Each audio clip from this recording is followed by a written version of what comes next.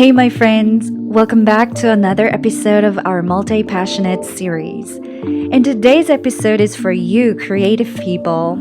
Ashlee Hoelck is the founder of Phoenix Rise Coaching, where she supports women who are stuck living in the fear and anxiety of their trauma from toxic relationships. She provides the tools, modalities, and support to rebuild women's self-worth and confidence and fully thrive in their life they design. And you know, I'm all about that. So I can't wait for you to meet my friend Ashlee. Hope you enjoy the episode. All right, Ashlee, welcome to the podcast. I am so excited to chat with you today because I want to help other multi-passionates to rediscover themselves and really reclaim their own power within by tapping into their naturally inherent gifts. And I wanted to bring you on because I want to hear your journey, what it was like to be growing up as a multi-passionate. But first, tell us a little bit about yourself, where you are in the world and what you do, and etc. All right. Hi, I'm Ashlee Hoelck, and right now we currently live in Texas. We just moved here fall of 2020. We're originally from San Diego, California, lived our whole lives there. So it's quite an adjustment, but we're loving it out here. We've got a nice house and yard and really adjusting well here. So I've got a 6-year-old. So we're doing kindergarten right now. And then I have a 2.5-year-old who's very, very wild, who's always getting into trouble. Currently, I just started, my own coaching business. So that is something that I have been working on. And I want to help mamas and women and help them know that they aren't just moms and they can have more to life. And it kind of segues into that multi-passionate. Yeah. Oh my God. I can't wait to tap into that. I want to learn more about your journey growing up. How did your multi-passionate trait affected you? Share just with us any story that you want to share. Yeah, definitely. I think growing up, I didn't realize that I had it just because when you're growing up, everyone tells you, this is what you need to do. You need to get good grades. You need to do some sports so that you're a well-rounded student. You need to get into a good college. Then you need to get that great job out of college. And then you can get married and have kids and work the same job and retire. And you're just kind of told that that's the only way. Like that is the linear path that you're on. And so growing up, it was, I just thought, okay, this is all that I'm able to do. And I wasn't very good at being a student. I was like an A and then B's and some C's student, which, you're told you have to have A's and a little bit of B's. So growing up, I was so confused as like, why am I not doing this right? And, I wanted to be a ballerina. You're told you can't be a ballerina. What are you going to do being a ballerina? And I wanted to do all these other things. And, growing up, I was like, okay, I guess I'm going to be a doctor or a lawyer. Like those are the two things that I'm allowed to be. And so growing up was hard. It's like we tell these kids, like, this is what you need to do. And everyone doesn't fit in the box. That's why I like that we're homeschooling too, because kids we don't learn the same way. And my son was able to read in just a few months. And I know that if he was in a classroom with all those other kids, it would have taken a lot longer. And he's progressed so well because I can adapt to his learning style. Yeah. So growing up, it was kind of like, I don't know what I'm going to do. I don't want to be on this path. And then when I was in my teens, it was kind of rocky. I got into an abusive relationship and that kind of took away all of my personality. At the end of it, I didn't know who I was. I didn't know what I wanted to do. I was just kind of an empty shell of a person. And it took me a little bit. It took me a few years of doing some work and some mindset work to kind of get out of that place.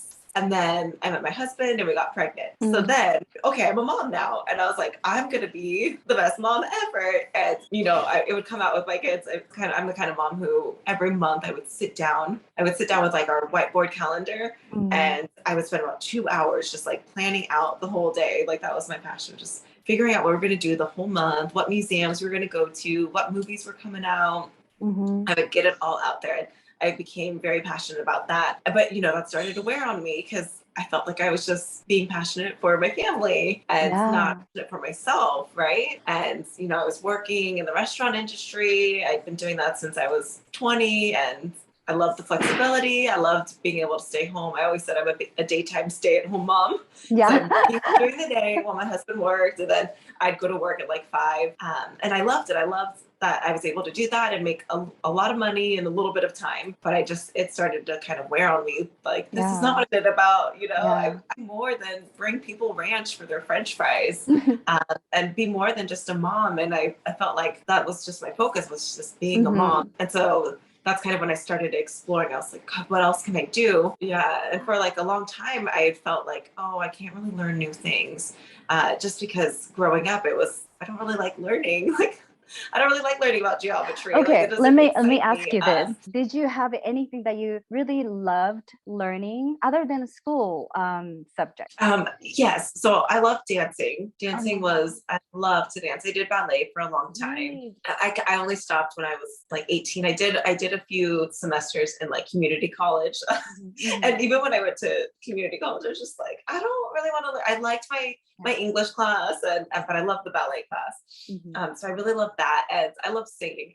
I'm not a good singer, but I love to sing. So I'd be very passionate about that. And I loved reading. So I'd be reading all of the books. But yeah, I was never like sit in the classroom and learn and memorize these facts. You know, I was always Yeah. wanting to learn more things. I wanted to learn how to be a better writer. I wanted to do poetry and just more of like the creative stuff. And, Right. you I was know, just going to mention, you sound like you have so much creative energy, that you want to express. yeah, yeah. So I danced. I would like sing at home and have fun with that.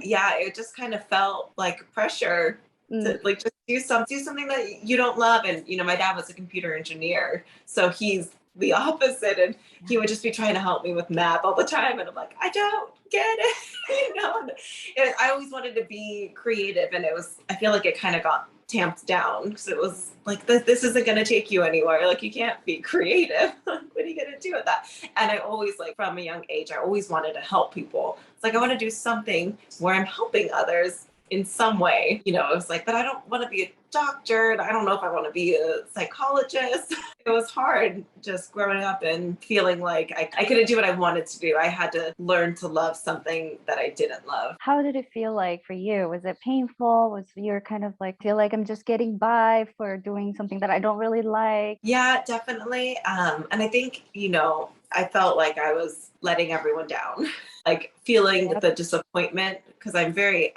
can feel people's energy. And I felt like I was just always disappointing somebody. Like, why can't I just be really good at the subjects that they're teaching us in school, kind of, and feeling really bad about it, feeling bad about myself, feeling like there was something wrong with me. Yeah. When did you kind of tap into that power that, okay, who I am is enough, and I'm going to decide and do the things that I want. I'm going to create my life in my own term. When did you kind of start waking up to that and start creating intentionally? Okay, yeah, I would say that only really started in 2020, kind of when the pandemic started and the world shut down, and Yep. I finally didn't have to go to work at the restaurant.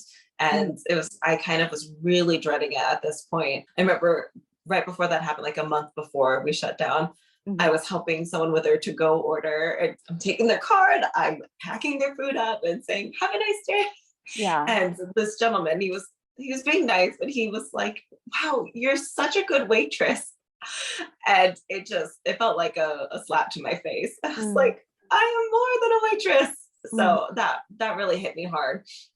So when it shut down, I didn't have to go to work. I was kind of like, okay, now I have this space to breathe and kind of figure out what I am now that I don't have to work. And we were, living with my father-in-law because we were planning to move to Texas in a few months. So we didn't have like a huge rent to pay at the time. So I was like, okay, not working. All I've got is the kids. We can't do anything. And kind of started exploring that.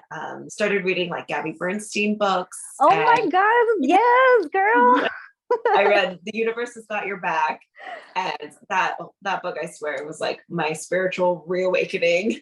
And so many magical things started happening because of reading that book. Like, I started manifesting things left and right. I manifested our dream house like the next day when we had been super stressed about it. But Anyways, so that kind of sparked this knowing, and started doing these manifestations, and I learned about human design. And I don't know if you do human design, Yes, but yeah, I'm an MG. I'm a manifesting generator too. And so the thing with us is like we have to go, go, go, or we can't sleep. Or we get restless. So I was like, wow, that makes sense, because I feel like I'm always needing to do something. I'm always trying to learn something new. I'm trying to put more things into like my morning routine, into practice. I'm doing more healing modalities, things like that. And like this year, I am in a certification program in 8 different modalities. So I'm doing intuitive life coaching, Reiki, EFT, and like a bunch of other ones. I'm like, it's okay. It's okay for me to want to learn all of these things, because I feel like I stopped myself for so long. I stopped kind of the flow. And now I'm in this mode where it's like, I know that I can learn new things. I know that I can do hard things. And I know that I can be passionate about more than one thing. Like, it's okay if I'm learning email marketing and also Reiki. Yes. I used to think of it kind of as like there was something wrong with me. Like, just pick one thing and learn that. And now I look at it as like a superpower. Like, I can learn multiple things. I can learn multiple things and be good at multiple things, and it's okay. And I accept that, and I'm happy with that, and excited to keep doing it. Oh my God, I'm just like trying to hold myself down from like excitement, and I'm just gonna just like reach over and hug you. I love that. I wanted to dig deeper into that spiritual awakening moment, because I know it may seem like it's not directly related, but once you tap into that healing power, learn to accept ourselves as who we are, that is kind of like starting point. Yes, totally. Yeah. What did you find? What is one thing that helped you to really, boost up that power using your multi-passion? Yes. Okay. So in 2020, in the summer of 2020, I started waking up before the kids. And my youngest was like 15 or 13 months, and we were in the same room as him. So we were kind of all waking up all night, and I was nursing. And so I would be like, oh, just drink and go back to sleep. But I was like, you know what? I'm going to try this. I keep hearing great things about it. I was a night owl. I bartended for so long. I was a night owl. But once I started it, after that like first morning of having hot coffee in a silent, quiet house, it was like magic. So I started waking up before the kids, and that was when I was able to kind of explore things. This is when I started, like, first it was just the coffee. And then I was like, okay, well, now I'm going to read for 15 minutes. And that's when I started reading a lot of personal development books and my Gabby Bernstein. And then I started adding and learning new things. And so I was learning about the online world, all sorts of stuff. So I think that was a big part of it, was giving myself that space by waking up before the kids, because at the end of the day, my creative juices are completely gone. I'm so exhausted from the kids. All I wanted to do was watch The Voice, not do anything for myself. So waking up was definitely the biggest piece of that. And I think also just getting really intentional. So I started getting like a planner for myself, a paper planner. And the night before, I would be like, okay, this is what I want to do. And I would be very detailed about it. I'm going to meditate for 5 minutes, and then I'm going to read the book I was reading for 10 minutes. And then for 30 minutes, I'll learn whatever I was working on, and just like having that set plan so that when I woke up in the morning, I knew what I was doing and I could focus. I think that really helped. So sometimes I feel like my thoughts are kind of crazy and floating up. Right. So it helped me to hone it down and put it on paper of what I was doing. And that way I was able to actually focus and be productive and get things done. You said something really powerful. So you didn't just, okay, I have children to raise, I have, all these things, I can find my creative outlet or anything. You didn't make it as an excuse. You instead woke up early so that you can have that time for yourself, to allow yourself to, really be open to that, and creating that schedule for yourself. Like, I find it very powerful. So I feel like we need to know your business. Right now, you're empowering other women, and especially moms, and you've been through the journey. So tell us about what you're trying to do, who you're helping, Is there any specific niche? All right, yeah. So I created a course. It was kind of it. I incepted the idea last January, and so my course is called Learn to Thrive, and it's got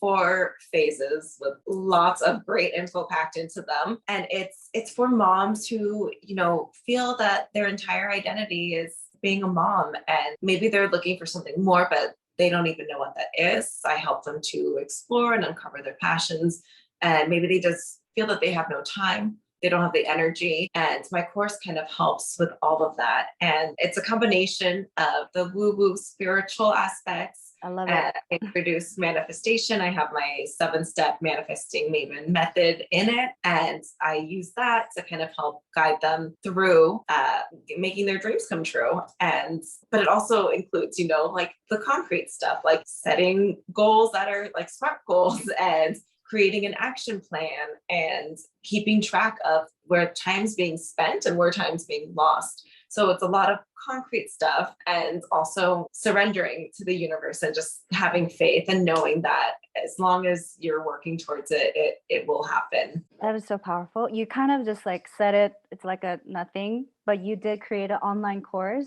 And I want to tell you that how amazing that is for you to be able to really create such a thing. And it's not an easy thing for you to like really learn super fast to put that all together. And I so admire you for that. That's just so amazing. Yeah, it's like I went through such a transformation. My company, my business is called Phoenix Rise Coaching, because I feel like 12 years ago I was completely reduced to ashes, and I'm a completely different person.